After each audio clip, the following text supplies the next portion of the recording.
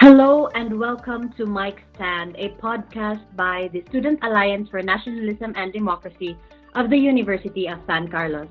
I am Rochelle Martin, your host for today, and I'm together with my co-host Chen Enriquez. For this episode, we're honored to be accompanied by an accomplice from the Academy for Political Management of Friedrich Ebert Stiftung 2011 to 2012, a youth exchange leader for the Danish Youth Council, field coordinator for Angat Buhay Project, Office of the Vice President 2018 to 2019, and currently the local coordinator of Government Watch, G-Watch in Cebu, and executive director for Center for Youth Participation and Development Initiative, and the Cebu coordinator of the Office of Center Risa Hontiveros. Please help me welcome Mr. Jumjum Ouano. Hi, mayong gabi.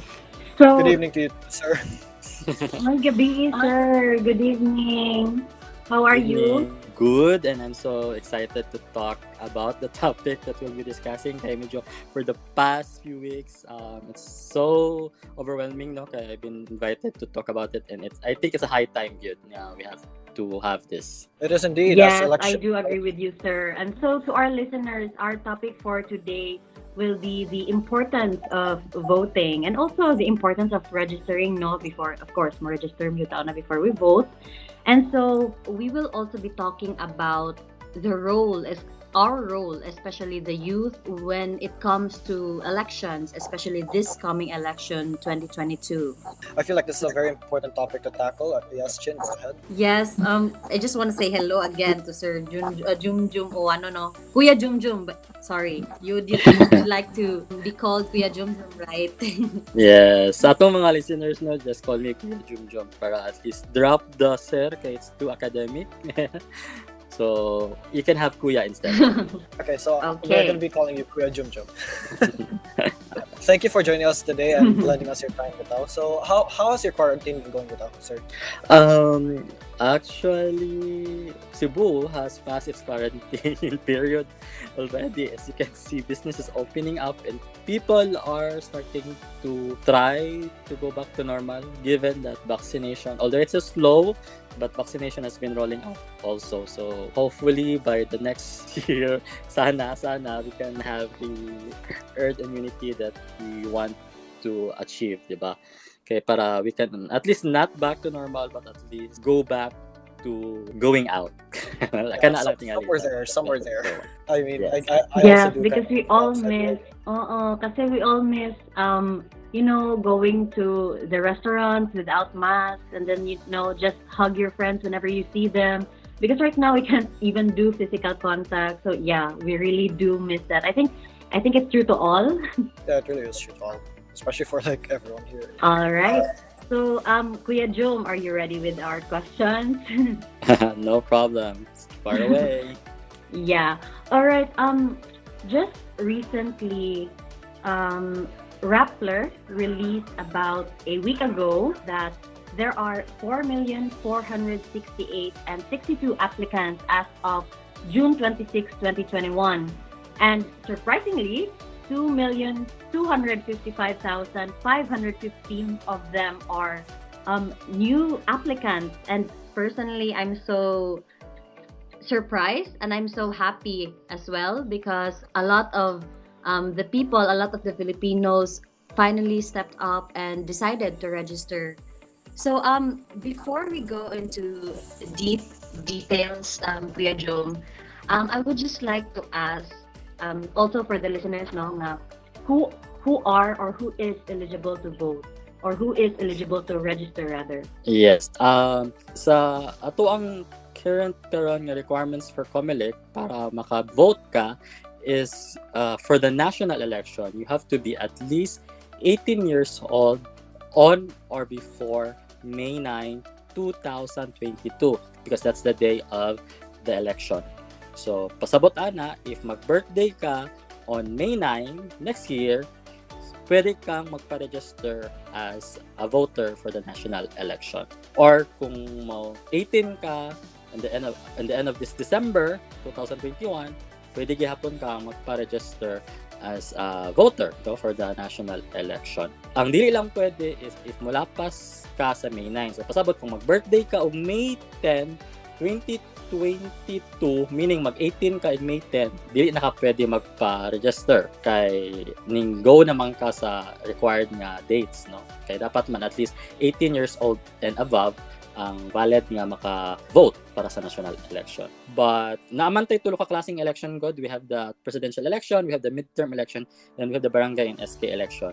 Pero if you are still 15 years old and ganahan ka mo votar, maybe we'll just have to wait kano say open o balik ang registration for the SK election. Kay we hope hopefully there will be an SK election also next year by come October. Okay, that was very, very insightful. Oh, I see, sir. So, curious lang. If you register ba for SK, does that mean you won't register again when you become 18?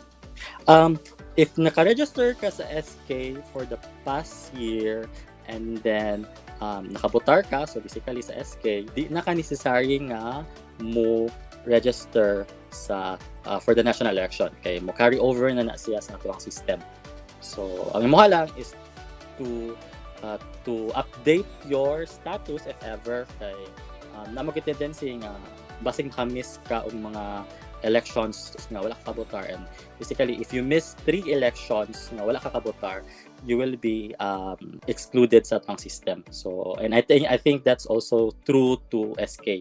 Kay if you haven't been active to SK since kailangan din mo i-update imong status. Pero if naka-register ka for SK and then 18 na ka, no need to register again. Kalate naman na siya sa ato ang system. Oh, okay. That was clear on our end na, sir, because I have heard about those kind of cases na register na sa SK, and the common question is that will we register again for the presidential elections, anak bitaw. So at least on that part, that is already clear, no? So Chen, do you Yes. have a question for Kuya Jum? Yeah, actually, there are so many, like my friends, for example, a few of my friends who are like wondering unsay process daw aning voting and how to register about voting. And usually their problem is like, usahay dugay, usahay they have to wait for their turn. So like, I feel like this is a question that needs to be raised. Said, what is the process for voter registration? Sorry. Ang process nato karon is you have to go to the COMELEC website, which is irehistro.com, and you have to download the forms. No, there will be 2 forms nga download. That the first form is the COMELEC registration form nga dili dapat nimo permahan. No, just fill it up. Ayaw sa permahin. Kay adtura na ning permahan when you go to the election site, no, sa COMELEC election site where you have to submit the paper. The second form is the COVID-19 health declaration form. Yeah, we all know it's been SOP naman sa kasata, and you have to fill up that one. Also in the irehistro.com, you could also set an appointment or schedule para sure ka nga adto nimo sa election office ma-entertain jud ka dayon, no, if you are sure sa imong schedule kung kano sa kam adto. But if you're not sure, pwede ra sa download na nimo imong forms and go to the nearest OEO, no, election office sa ato ang lugar, and then you can submit the paper and some of the requirements na kinahanglan. What are the requirements? Ayun ra kayo, no. One is you have, when you go to the election office, you have to have your health safety equipments, or different equipments, but I mean paraphernalia, we all know that's face mask and face shield and sanitizer. So that's one. And you have to have your own ball pen as well. And then second is you have to bring at least valid IDs, no? At least 2 valid IDs. So how do we know it's a valid ID? It should have your name, your address, your signature, and your picture. So those are what we can consider as valid ID. So for example, your school ID, that's one valid ID. And then you have your postal ID, that's another valid ID, or your passport, so that's another valid ID.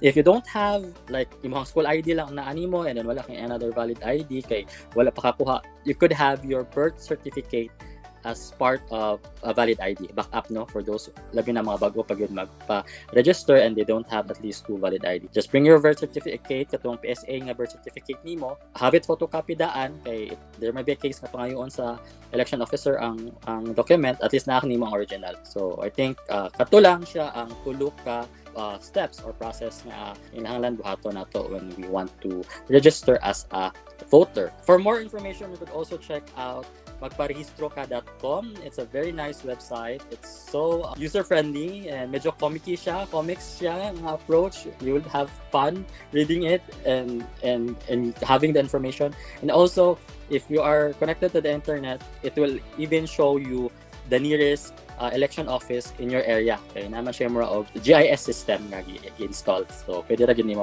ma-search or ma-google sa ilang website ang nearest nga election office sa imong area. So, yeah, I think that's the process of how we're going to register ourselves as a voter. Next year election. Pero we have to remind our listeners no nga the registration is until September 30 lang, no? And if it's already September karon, then we only have a few days to register youths. I really suggest nga ayaw na paugmaan, no?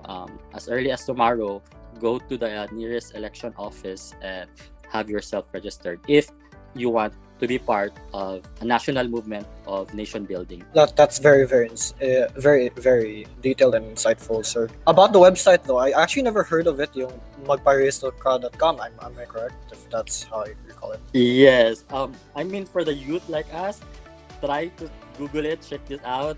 Malingaw gid mo, as in I recommend that website, and it's very user friendly nga. Masabtan gid nimo dayon kung how the steps of the process are being done to do the registration. That's very nice to know, sir. New ning ang website, sir, or like yeah, it's not really that new, but it's a website that has been created this year lang just to encourage more youth nga magpa-register as a voter. Oh, that's okay. Kay katong na-register ako mga friends kay manual nila, and I was like, oh, okay. So karon automated na. That's really nice. Gotchin, what are your insights on this? Like, Yeah, I didn't know about that website also. You know what I did? I just got registered mga pag-May, and I just went to the Comelec office right away, and I booked my schedule, which was scheduled 2 months after I booked my schedule. So it was kind of hassle. I think my experience and your friend's experience are the same. Now we did it manually, and yeah, it was a bit of a hassle. I didn't know. I wish I'd known the website earlier. So The thank you for Comelec that. Yeah, the Comelec website is iregister.com, where you can book your appointment, no? So it's been going on already sa Comelec because of the pandemic sad, but well, we don't discourage na you go there pod on site. Basically, bisan pa og magpa-book ka, you have to really go there to submit your papers personally. Pero mas maayo man ganyan, at least you already have your forms downloaded, fill it up, or gabot mo dito, dali na lang siya and dili na hassle for us. Yeah, but I agree. Okay, at least when you go there, you just hand it in. Yes. And yeah. Okay. So follow-up question lang, Kuya Jum, is there a way that we will know the status of our registration? Basically, once you go there and hand in your application sa election office, they will give you a piece of paper. Sorry to say, no, katong mga naanad or voters ID, Comelec is not issuing any ID because of the move to have a national ID. And I think it's true to other agencies, no, like PhilHealth and SSS or Pag-ibig. They will not give you an ID. They will just give you a piece of paper which confirms that you have already registered. And in that piece of paper, nakasulat dito ang imong present number. For those who don't know their present number, you can always check out the Comelec website and Google your last name and then your first name. Although you have to be patient in scrolling, kay ang tendency is it's a very, very long list, but you will see there imong ngalan and then ang imong present number. For those who are not first-time voters, no, but if you remember your voter's number, okay, we have a given voter's number when we go and register, and labi na igbotar na to. If you know your voter's number, pwede siya i-appeal nimo sa search kay para mas dali na lang kung makita nimo ngalan. But I know that's too much nga ma-remember pa nimo voter's number nimo. So I think the easiest way is to have your last name and then your first name. Type in sa Comelec na website, and then magawas na siya dito. You can scroll and find your name, and then if you see your name there, dapat. Oh, I see. So it would be a hassle on my part if I lose that piece of paper, Kuya, no? Yes. Is that what? Yeah. So oh my God. So I have to look for it again. Yeah. So para sa mga first-time voters, just really keep that piece of paper kay para dili na hassle for you when you go during the election day. Makibaw na mo sa inyong voters number, imong percent, asa ka nga place dapat mo votar. Pero ayaw mo ka-freak out kung nawala ninyo hatay. There are still other ways man pod. So okay ra pud mawala siya kay it's not really that kanang pangitaon gud siya, but it mean it's for kanang payon lang bitaw para not for convenience nato ba nga dili na ta magtimaan pa or maghinumdum or mag-research pa sa COMELEC website. Kaya na naman dito sa piece of paper ang atong information. Also, when votation comes or election comes, Kuya Jum, you need not to present the paper. Oh, Dili na siya kinahanglan. Oh, okay. That was just for the number and the mo ang person. kinahanglan nga imong timan-an kay mo may pangayoon sa election officer. Oh, okay. I get it now. Thank you for that. That's very insightful with us. Surprising with us, sir, like daghan di ang mga youngsters ang registered. It's an overwhelming amount of people compared like the last time sa 2016. Makaingon ko nga the younger generation is more, let's say, engaged into becoming registered voters, especially in the political climate. And one question I could ask you, sir, what could the youth have?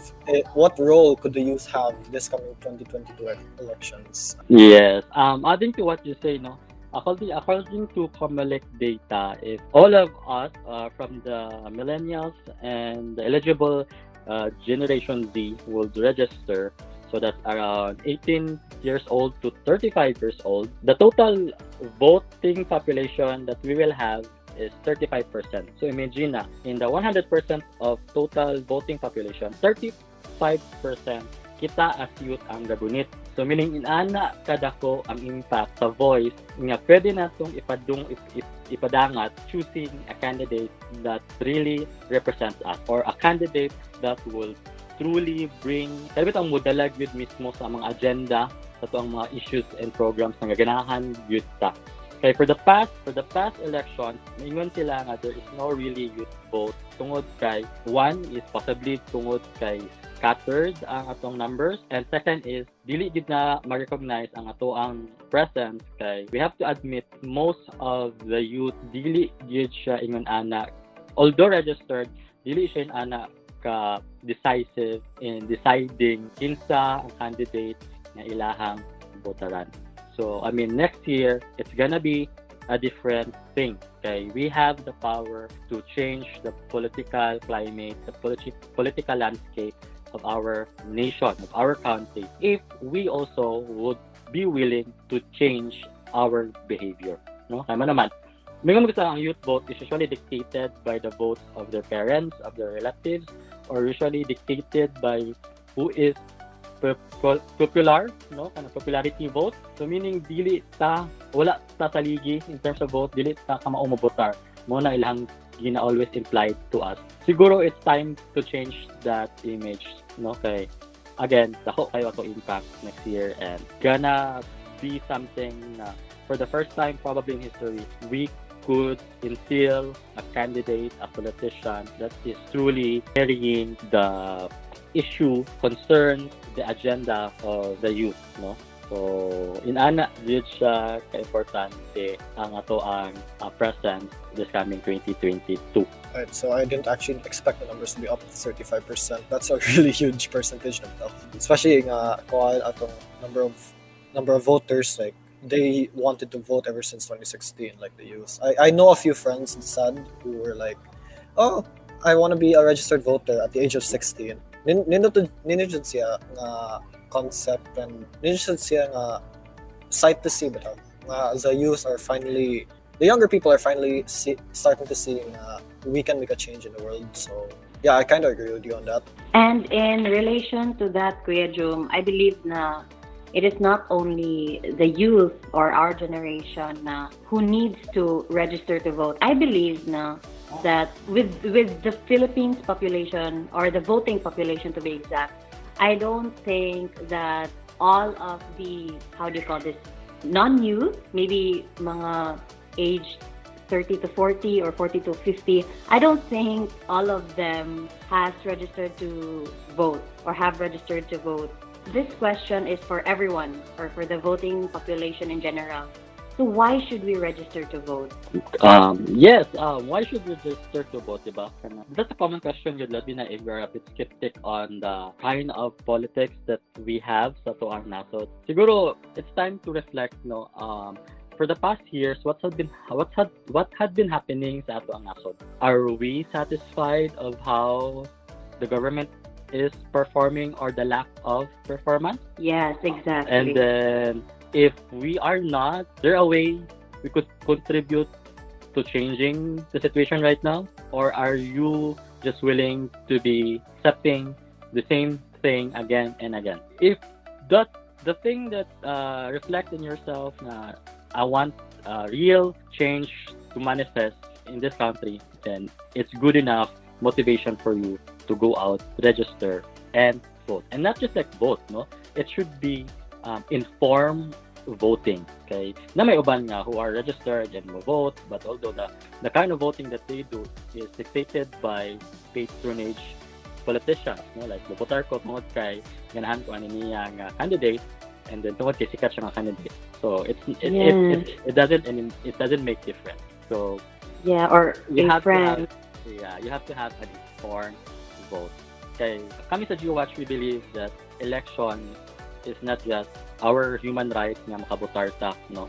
Election is fought by our generation of heroes, dili lang tungod kay ganahan sila nga we will have, let's say, a democratic country. No, the election is also an accountability platform.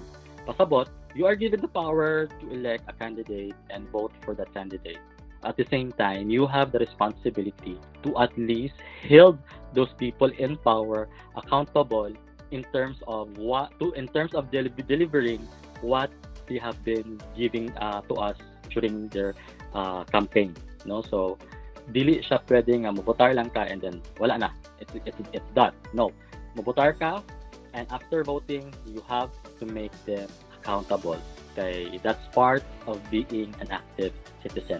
It's not just a part of your obligation as a citizen of the country, but the part of making a genuine contribution to nation building. Okay, di ba, we elect candidates because they should serve us. We don't elect candidates because they are our idols, because we are fans of them. Muna sagara ni artista nga ma-elect because inana ang tendency, no, nga fandom, idolatry, and we put these people into pedestals. And we sometimes forget that the true essence of electing people is to serve us, to serve Yeah, exactly, the sir. I really. constituents, di ba? Yeah. So, Yeah. wala siya, kinahanglan natong always bear in mind. And at the same time, we have to remind also other people around us kay siguro nakalimot sila nga that's the essence of election. Dili ang kadtong tungod kay idol or fan ka ana, but it should reflect the genuine changes that you want in your country or in your municipality or in your area perhaps. And it should represent the real agenda. Okay, again, democratic man ta, no? So for the people, by the people, and of the people. Exactly, sir. And I really do agree with that because I think, or I believe rather, that if there are two statements that are underrated or underestimated, they are vote wisely and every vote counts.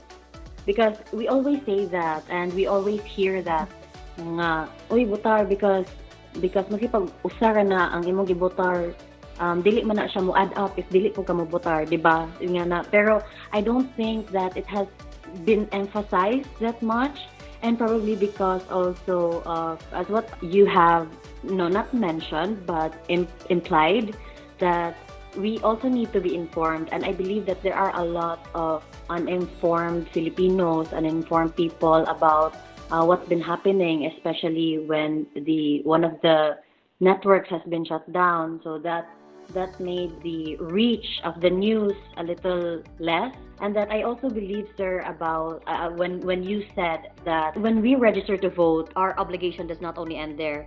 Because I also believe that we need to inform the people, especially the poor, especially those who are uneducated and those who are not informed of what's happening around the country. And because I just remember one of my encounters when I was back home. It was the 2016 elections, and I asked one of our neighbors, just out of curiosity, who would you vote as president? And one of the senators, sir, it was also one of the senatorial. These are two different scenarios, two different situations. Also, I mean, two different times, and I asked one of them, who would you vote for senator? And then he said, one of the senators who former artista. And then I asked why. His response was only, Mora may akong nailhan. And I was so crushed. My heart was so sad because, oh my God, just because this is the only person that you know, kanina lang jud ang imong i-vote, when there are a lot of, well, when there are candidates who are more fit for the job, who can serve the people and put the people and prioritize the people rather. And I was so crushed because I think one of the obligations that we need to emphasize after registering to vote or after voting is to also inform the people or inform the Filipinos or the masses. And I feel like educating the masses is one big step para di sad sila mga biktima to like vote frauds and especially vote buying. Vote buying has been a very very huge problem bitaw ever since, and like everyone's just buying votes, and because Filipinos, the educated ones at least, a lot of Filipinos don't have the means to be educated on these matters like voting and choosing a candidate. These Filipino people are victims to these government officials who also vote by. And siguro it's time na we address this question, sir. What is your opinion about vote buying? What do you see in vote buying? Is it like important ba, or is it like, because I know there's a law against it, and yeah. Yes. Ano naman siya, going back earlier, no, I really agree na as a youth, kita as a privileged part of the community, we should be able to give back to those who are underprivileged, no, especially in terms of education or access to information. So it's a really good thing I reflect right now, no, and we should make it as a challenge to ourselves nga, how are we contributing to level up the kind of playing field we have right now in terms of election or in terms of educating the electorate. Kay kita man ang privilege, are we doing something in terms of that matter na kaya natong ma-elevate ang level nga sila pod mismo as the underprivileged could have the same access of education and information nga nakuha nato. So that's one challenge that we need to pose to ourselves. Kaya man naman, vote buying exists and it's been a culture already tungod ana nga mga factors, because we know and we acknowledge that there is inequality in terms of resources, in terms of financial capacity. I attended one activity in a municipality before, and ironically the activity was about anti-corruption, no? And one issue raised was about the thing about vote buying, and one of the barangay captain, barangay official said that vote buying is not bad daw. Kaya manuman, it's not really a money that they give to the electorate to buy their vote, but he said it's another perspective, way of framing it in a patronage kind of politics. Yung siya, it's a money that we provide to the less fortunate, labi na for the people who are living in far-flung areas, to encourage them to vote, at the same time compensate them on their time going down to the precinct para makabotar, because we all know they don't have resources labi na kwarta to spend, no, sa pamasahe, and gutmon pa gyud na sila, so they need to have food, and that money will be used for them makaon sila after voting. So ginana nila pag-frame ang vote buying, but who will be able to kita lang mailad, di ba, katurang yung mga underprivileged, because they will agree on that kind of perspective. Yeah, very true, very true. Kita as the privileged person, we know it's not true, because that's creating a culture of patronage politics. Okay, obviously when you go down there, you will be withholden to the person giving you money para makabotar ka. So meaning your vote will be influenced with that money. No? Labi na sa mga less privileged or less informed nga mga kauban nato sa community. So the issue of vote buying is really hard to address kay based pa sa gingon ni Commissioner Jimenez during a forum. Yes, it exists. They acknowledge na it's illegal sa ato ang law. But is there people reporting? Nabay ning tugan? How will they be able to prosecute a candidate when in fact, in terms of hearing palang daan, mang-back out na ang mga witness. And mere fact of picturing, pag mag-picture lang ka og naay kanang, di ba mo man usuron nga na kwarta, din na naka-staple nga paper. Ingon siya nga, that's not a valid evidence para nga prosecute ang usa ka person or usa ka candidate. Meaning that's futile nga move for us. Meaning, para ma-prosecute yun ang usa ka candidate nga nag-vote buying siya, na-give proof nga naay ning hatag and then naay ning receive, and those who receive are willing to stand on court to testify. But what happens? No one will testify because it's time-consuming, it's resource-wise, it's consuming. Manong mo, padayon pa man ko sa kaso, di ba? Pero we all know it's a sad fact. Kay your life for 6 years, kung nakadawat ka o 500 pesos, then you're selling your future, you're selling your opportunity to be able to have genuine services for a couple of pesos per month lang. So, inana siya.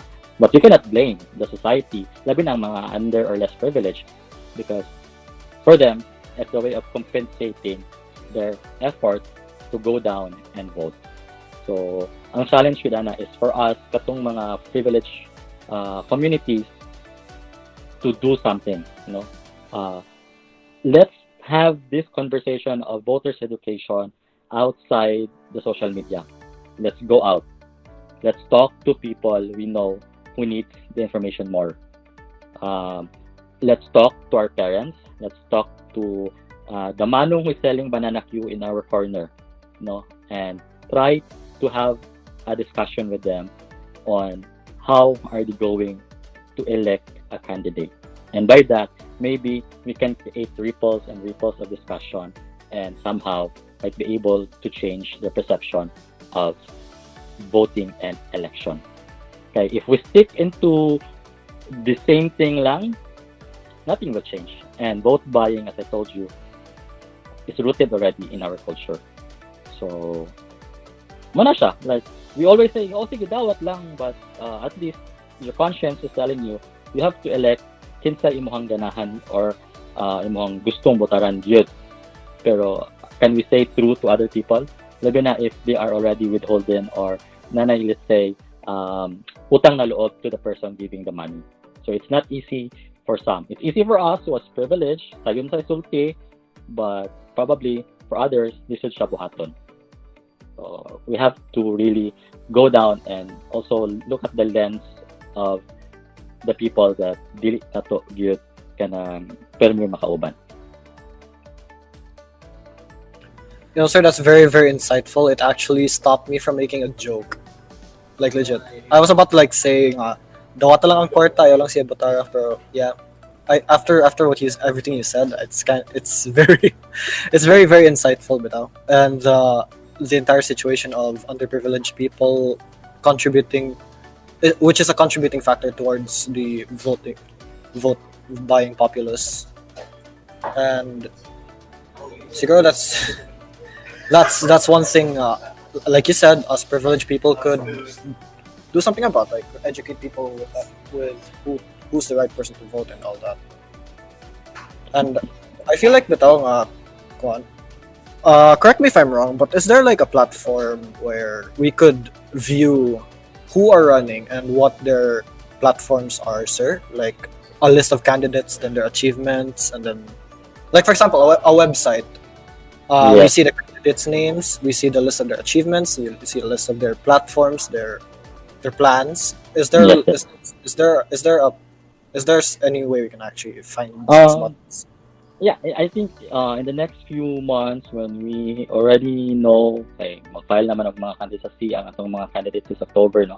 If you already know who are the candidates running for the national positions, labi na for senator presidency, there will be lots of labi na news media who will be publishing fact-checking and scorecards for the candidates, no? We call it scorecards actually. Even Government Watch or GeoWatch, you can always check out our Facebook page. We will be doing that. We've been doing that for the past election.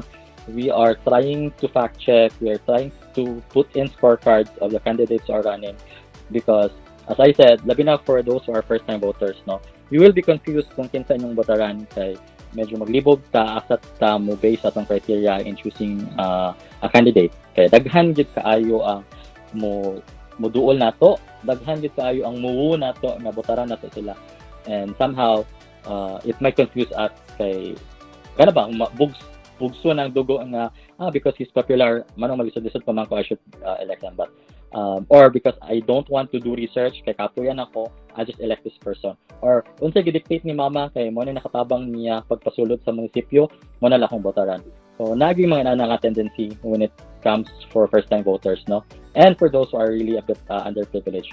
Ako alang is kami magod sa GeoWatch, aside from doing the fact check, why we're doing this, because we have this what we call like a criteria or criteria where at least it will help the electorate in choosing a candidate. Number one is you have to know the platforms and programs of those who are running. Okay, it's important nga we know kung unsa gid nilang agenda in running. Kaya basi ganahan lang silang mudagan tungod kay aron madato sila kamot, or ganahan sila mudagan para dili sila ma-prosecute sa ICC, or ganahan sila mudagan para dili sila makasuhan sila ang corruption issues.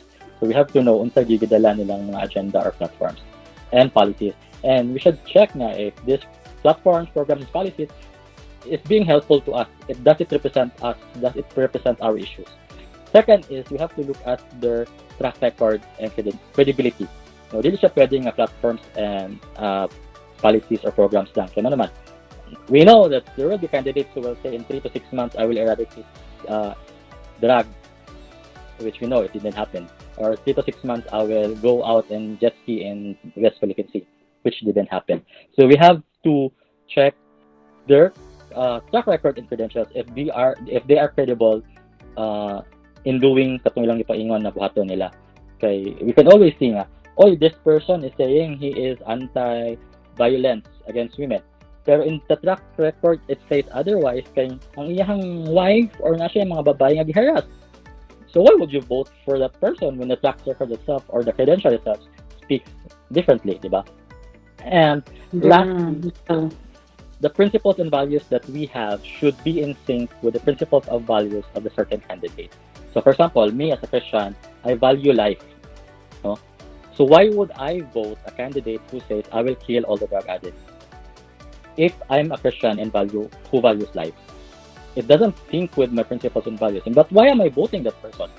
Diba? Medyo disconnect siya sa imong gituhan. So I think these are some of the guiding principles. It should be not either or of the three, but the three should complement each other. Meaning you have to check the platforms and their policies. At the same time, you have to check if they have the capacity to do it by their track records and credentials. And lastly, you have to see if the principles and values really is into what they are doing. Okay, makibaw magita like naalang ka candidate nga gisayawan lang ka and you know he has a corruption issue, imo nang gibotaran. Mo naman, does it sync atong criteria? Wala, di ba? Pero why did you vote for that person? And you cannot blame the less privileged electorate kay they really have the lesser access to information, which is one of the obligation and challenge that I'm posing to the youth who will be voting next year.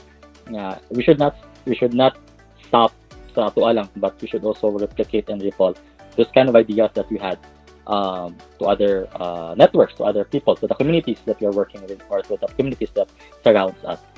Ako ganing ginaingon always during my voters ed talk, let's turn the table. Kung sa una atong parents na mo dictate na to kung kinsa ato ang botaran, this time let's have this course, let's have a discussion with our family, with our parents, why we value this candidate than sa candidate atong mamagpapa. Diba? Nindot siya nga, well, culture that we should start with. Bitaw. I agree with that. Nice bitaw na siya, Kuya Jun, no? Kuya Jun, Yeah. sorry. Bitaw, okay, we can always do that at dinner, and it will not only, lead us to the learnings about our politics. We could also have that bond. But going back to politics and this registration thing, I just want to acknowledge also the youth, especially this pandemic. I don't know, Kuya Jum, if you have heard about this actions on Twitter. Like there was a trend, halalan, hashtag halalan 2022. Basically, it keeps score also of the candidates, not candidates, of the politicians who, like, for example, said no to ABS-CBN shutdown, or no, yes to ABS-CBN shutdown, yes or no to the anti-terror law, all the other issues that we have been experiencing, especially in this pandemic. And the purpose for that hashtag is so that when the elections come, we can always search for that hashtag on Twitter, and then we can read about what has been happening or what had happened during the pandemic, and who are the people who should be held accountable. And I think that was a good initiative, so that it will also make us decide on who to vote, and it will make us decide who are the most fit for the position and who are the people who prioritizes the masses always. Yes. I mean, yeah, as early as like now, social media has been really campaigning so much for candidates who really have done things, no, nga the situation worse or fuck up our country right now. So, gana ba, like, because we have to learn from the election during 2019. Kay manaman, there are really good candidates during that time. Like, there was a candidate who ran, who really pushed for the platform and policies for the youth. Okay, imagine na napasar niya ang the free education law, the free tertiary education law. But what happened? He didn't even pass the Magic 12. Kaya manaman, katong ni Saya og dudot mo ay nakadaog. So we have to learn from that, no, and we have to really start campaigning. Mo na ko man, if we know a candidate who is in sync with us in terms of platforms, policies, track records, and everything, hindi siya pwedeng ataman lang sa pagbotar ang atong buhaton. We should also help campaign for them offline and online. Kaya manaman, dili man gud siya ego lang nga you just vote, and because you know that he's a good candidate, we should rally behind them and start campaigning for them if we really want them to win. Kaya manaman, it's being too complacent nga I will just vote for him. It's being too complacent nga thinking the others who you think are the same echo chamber with you will also reflect what you're thinking. Dili siya nana. And then mind you, dili siya nana when it comes to 2022. So as early as now, if natin nakita ng candidate and it's possible nga he is a progressive leader, start campaigning. Yes, that's very true, Kuya Jung. Chen, do you want to add something? In general, no, but I have learned a lot from this. Also, that yeah, you've mentioned, sir, G-Watch has been like doing stuff to assist people on vote. Yes. We have been doing fact checking and scorecards, even down to the community for the last few elections. We even initiate forums, no, for the candidates, because G-Watch is all over the country, and in our G-Watch side, we really encourage na naagi discussion for the candidates, labi na for the local candidates, no, to have a platform na makadiscuss sila with the local constituents. Yeah, we have, and even right now, like this move to have voters education, but not just simply voters education, but putting out there as like election should be an accountability platform. This is like the first step that we're trying to do going to 2022 election. That's very enlightening, because not a lot of people know about G-Watch, sir. So for those para ni sa mga unfamiliar sa G-Watch, could you explain to us what G-Watch is, Jenny? Okay. G-Watch is a NGO, a government organization who started with Ateneo School of Governance way back around 2010, if I'm not mistaken, or beyond 2010. 2010. We had our executive director in the presence of Ms. Joy Aceron, and it was under Ateneo before, but eventually GeoWatch separated, nag-offshoot siya and become an NGO para mas makakita siya more into the community. Kaya lahat naman po nung naging ka sa academic standing. Kaya, again, it's under Ateneo. So it became an NGO, and it's been doing the same program that it has been implementing over the years. It's an action research kind of NGO. What does it mean? It does research. It releases research studies, research papers, but the research is not just based on data taken from the internet, taken from agencies, or taken from anywhere else. The data is taken from the ground. So, mo nang naay mga coordinators, because what we do is really go to the ground, study, ask for, like, we do FGDs, we do surveys on the ground. From this data that we have collected, it contributes to the actual research paper.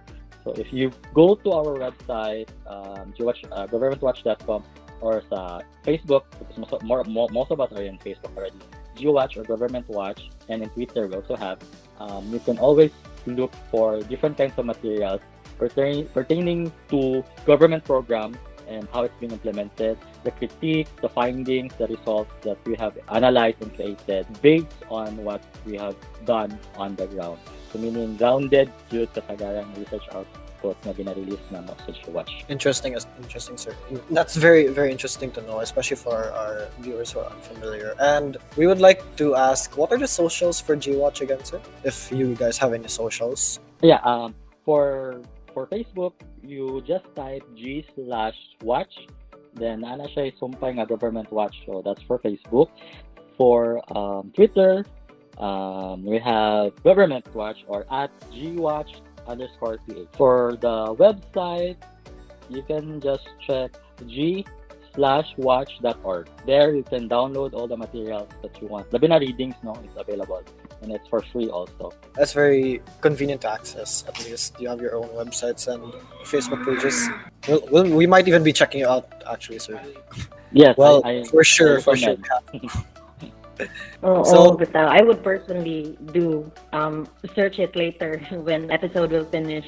And also, sir, just to wrap up about the vote buying, because a realization just now that even up to now, I know that vote buying is not favorable, or okay, let's not sugarcoat it. It's not good. But I didn't even know the deeper meaning of vote buying. So thank you for that. And I'm sure that our listeners also had the same realization as we had. So yeah, before everything ends, I know that you have shared a lot of things that we could really ponder, and we could really think about tonight. But is there a message that you would like to leave our listeners, especially the youth, and especially those who have not registered yet? Do you have any message for them? Yes. Actually, I have been going around the city talking to universities and different youth organizations and telling them that, labi na, if you hear this podcast right now, you only have like 2 or 3 weeks to register. Don't wait for another 3 to 6 years to be able to exact and be part of the nation building, no? So tomorrow you go out there, register yourself, and not just by registering, we have the responsibility to be an informed voter as well. At the same time, to be able to educate our less privileged neighbors or communities. Election, when we say, is not just a one-time thing. Okay, mamang na ako sa ganang itong perception nga. Election is just once every 3 years, or for the presidential election, it's just once every 6 years. No, it's not just a one-time thing. Yes, you just elect every 3 years, or for the president, you just elect after 6 years. But imagine the impact it has on the country, on the community, or even at the societal level, the impact it will bring with that just one uninformed vote. We can't afford to pack up again. So, inana siya ka-importante for us nga change things. If we are not satisfied with what's happening right now, then let's not procrastinate and do nothing. Go out tomorrow, check iRace2 right now, iriso.com, fill up the form, register, educate yourself. Yes. No one could have I'm said it really better. learning so much. You know what? You know what? When Kuya Jum was talking, I was just nodding all the time. I just keep saying in my head, "Yes, that's true. I really do agree with that." And I know that we really chose the best speaker for this episode. Do you agree with me, Chen? Yeah, I completely do. Especially nowadays, like mga platform where you could actually search about the candidates. And yeah, this is Uh-uh. yeah. Before we wrap up this night, I would like to state the key takeaways here. So to repeat this again, the process for the national elections, Filipino citizens who are 18 years old on or before May 9, 2022 may register. Those who are 15 years old can register for SK elections if they want to vote already. Correct me if I got anything wrong there.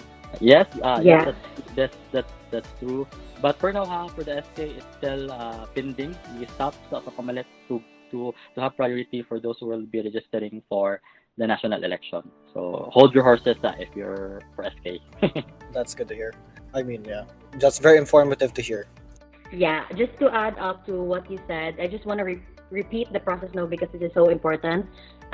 Aside from going to the website, you can also go to the nearest election office, and the requirements would be yes, your health safety paraphernalia, your own ball pen because you wouldn't want to share ball pens with people who you do not know where they've been, and two valid IDs, or if you don't have, you can use your birth certificate, which of course because you can bring your birth certificate if you don't have valid IDs, and the registration will be up until September 30 only. Just to wrap things up again, I would just like also to repeat what I have said this a while ago, that we need to vote wisely, and we need to remember that every vote counts and our vote counts. So, Kuya Jom, thank you so much for being with us here tonight. Thank you for taking up so much of your time to inform our listeners how important the registration and the voting itself is. Thank you so much. We're very honored to have you. I'm also honored to be part of this podcast. Okay. I think it's a different media that we should also try to explore, and I'm really happy that we had this. Okay. Yeah, I mean, who could do it? Who could do it better? Kundi kita lang ang mga youth, no? Okay. I don't know if the other generations will think of having a podcast where they can really discuss more of voters education. So this is really something that we should try to explore, as much as possible. Do all the channels that we have when it comes to educating the less privileged, and give access to those who can't access data or information. So if I will also might promote. We have 4-in-1 Coffee podcast also.